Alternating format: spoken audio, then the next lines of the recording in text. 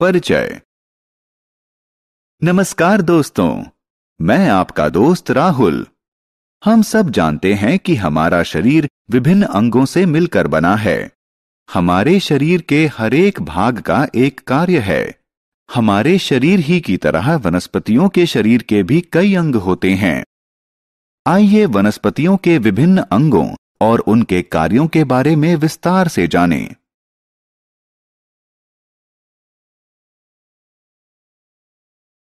आओ सीखें। वनस्पतियों के अंगों को पहचानना। जड़, तना, पत्ती और फूल के आकार और कार्य का वर्णन करना। फल और बीज के कार्य को समझाना।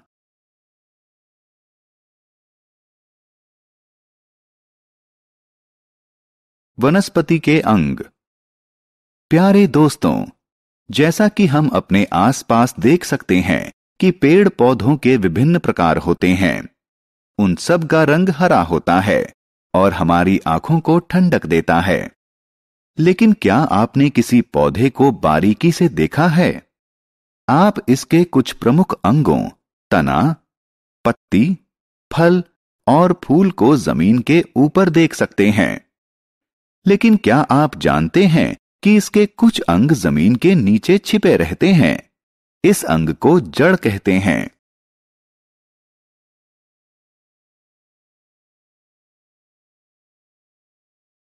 जड़ें। आइए अब पौधों के अंगों के बारे में विस्तार से जानें। शुरुआत जड़ से करते हैं। जड़ पौधे का गैर हरा भाग होता है जो जमीन के नीचे बढ़ता है। क्या आप जानते हैं कि जड़ मुख्यतः दो प्रकार की होती है, मूसला जड़ और रेशेदार जड़। लेकिन ये होती कैसी हैं? मूसला जड़ में एक मुख्य मोटी जड़ होती है जो मिट्टी में गहराई तक जाती है। कई पतली और कमजोर जड़ें इस मुख्य जड़ से निकली होती हैं। मूसला जड़ मुख्यतः सेम, मटर और सरसों के पौधों में पाई जाती हैं। लेकिन रेशेदार जड़ में तने के अंत में एक समान आकार की कई जड़ें जुड़ी होती हैं, यानी मूसला जड़ की तरह कोई एक मुख्य जड़ नहीं होती। इस तरह की जड़ें घास और गेहूं में पाई जाती हैं। जड़ों के कार्य। अभी तक हमने जड़ों की संरचना और प्रकार के बारे में जाना, लेकिन अब प्रश्न यह है कि जड़ों का कार्य क्या है? दोस्तों, असल में जड़ें पौधे को जमीन में मजबूती से टिकाए रखती हैं। वे पौधे के अन्य अंगों तक पहुंचाने के लिए जमीन से पानी और खनिज सोखती हैं। कुछ पौधों में जड़ें भोजन संग्रह का कार्य भी करती हैं, जैसे कि गाजर, मूली या शलजम। पौधे द्वारा तैयार भोजन जड़ों में एकत्र रहता है। हम इन जड़ों को खाते हैं और पोषण पाते हैं। तना। अब आइए तना के बारे में जानें। तना पौधे का हरा या भूरा भाग होता है जो जमीन के ऊपर विकसित होता है। यह पौधे को सहायता देता है और उसकी शाखाओं, पत्तियों, फूलों और फलों को अपने शरीर पर वहन करता है। नए पौधों में तने का रंग हरा होता है, लेकिन समय के साथ पौधे की उम्र बढ़ने पर इसका रंग भूरा हो जाता है। कुछ पेड़ जैसे बरगद या आम के तने कठोर, मजबूत और भूरे होते हैं। इन्हें डाल कहते हैं। वहीं कुछ पेड़ों के तने जैसे केला मोटे किंतु मुलायम और हरे होते हैं। कुछ पौधों में तने इतने कमजोर होते हैं कि वो पौधे को सीधे नहीं रख पाते। ऐसे पौधे किसी मदद के सहारे चढ़ते हैं, इसलिए इन्हें बेल कहते हैं। मनी प्लांट इसका सबसे अच्छा उदाहरण है।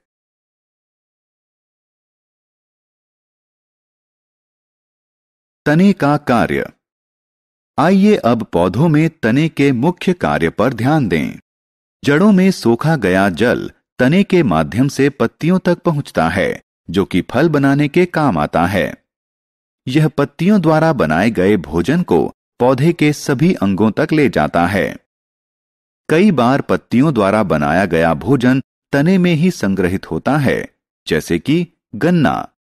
इसके दूसरे उदाहरण आलू और प्याज हैं। हम इन तनों को खाते हैं और पोषण प्राप्त करते हैं।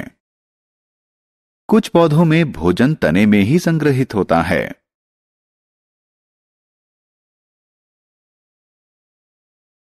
पत्तियां।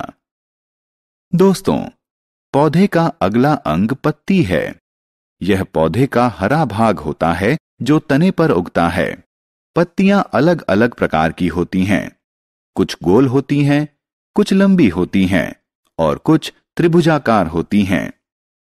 पत्ती के सतह को किनारा कहते हैं और ये किनारे भी अपने आकार ही की तरह अलग अलग प्रकार के होते हैं। कुछ के किनारे सीधे होते हैं और कुछ के असमान।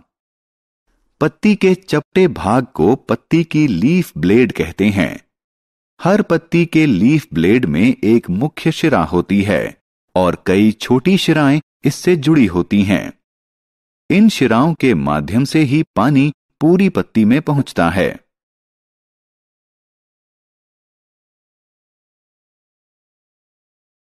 पत्तियों के कार्य। पत्ती का मुख्य कार्य पौधे के लिए भोजन बनाना है। भोजन बनाने के लिए वे पानी, क्लोरोफिल, कार्बन डाइऑक्साइड और सूर्य के प्रकाश का उपयोग करती हैं। भोजन बनाने की इस विधि को प्रकाश संश्लेषण कहते हैं। इस प्रक्रिया में ऑक्सीजन का उत्सर्जन होता है। सभी सजीव प्राणियों को जीवित रहने के लिए ऑक्सीजन की जरूरत होती है। कुछ पौधे जैसे बंद गोभी और पुदीना अपनी पत्तियों में भोजन संग्रह करते हैं। हम पोषण पाने के लिए इन पत्तों को खाते हैं। फूल। दोस्तों, आइए अब हम पौधे के सबसे आकर्षक और सुंदर भाग फूल को हाईलाइट करें। वे विभिन्न रंगों के होते हैं। वे विभिन्न आकार प्रकार के होते हैं। ज्यादातर फूलों में मीठी खुशबू होती है और जब यह फैलती है तो कीड़ों और चिड़ियों को आकर्षित करती है। आपको यह जानकर आश्चर्य होगा कि फूल को पौधे का प्रजनन अंग भी कहा जाता है, क्योंकि वो पौधे की प्रजनन की प्रक्रिया में सहायता करते हैं। फल और बीज। मुझे पता है कि आप में से ज्यादातर लोगों को फल पसंद हैं। फल पौधे का रसदार भाग होता है। यह पौधे के फूल से उत्पन्न होता है। फल विभिन्न आकार, प्रकार और रंग के होते हैं। फल स्वास्थ्य के लिए अच्छे होते हैं क्योंकि उनमें कई विटामिन होते हैं।